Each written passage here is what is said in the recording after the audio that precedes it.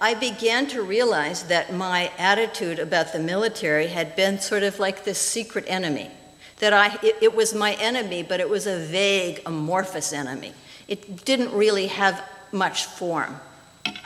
And I think a lot of us have these secret little enemies in our consciousness. They're not our real outward enemies. They're not the people who have hurt us. They're not people who have committed some kind of a global atrocity or a national atrocity.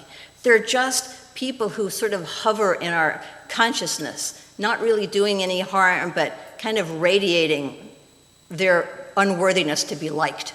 You know, their penchant to do something nasty and suspicious at any moment. They're groups that if you were to be asked who you don't like, who is this enemy in your closet, and you might go, I don't have any, you know. But then every now and then you encounter a person or a situation or a group, and it just sets you off, and you decide that you don't like them, you don't approve of them. Certainly you would not have anything in common with them, and if you were in a conversation with them, you couldn't possibly learn anything. So they could be all kinds of things, and they're not necessarily the obvious ones. So, like, for example, you might not like people who don't mow their lawns. The fact that your neighbor down the street does not mow his lawn tells you a lot about this person, and none of it is good. On the other hand, you might distrust people who live in those houses where there's like vast miles of mowed lawn. That too could tell you something about who this person is. Not your kind of person.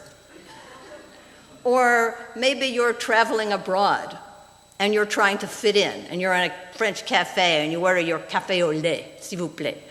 And there's a bunch of Americans who come in and they're loud and they try and get the French people to understand English, and you just don't want to be associated with them. So that is the enemy in the closet right then. I am not that. I could never be that. I am far more sophisticated. So it takes all sorts of form. Maybe you don't trust women who don't have children. Maybe you don't trust women who have too many children. We all have them. We probably all have a bunch of them. But they're secret. I call them the enemy in the closet because they're not up front. They hover in the background, and they just pop out when we need them to. And they're a whole bundle of qualities that we associate with this particular group.